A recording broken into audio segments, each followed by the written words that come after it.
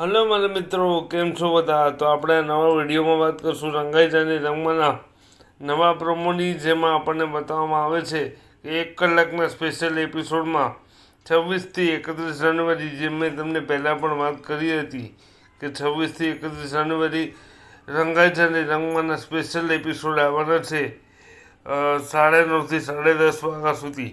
તો એમાં આપણને બતાવવામાં આવે છે કે રાધા અને ક્રિશના સંબંધોમાં આવી છે તિરાડ.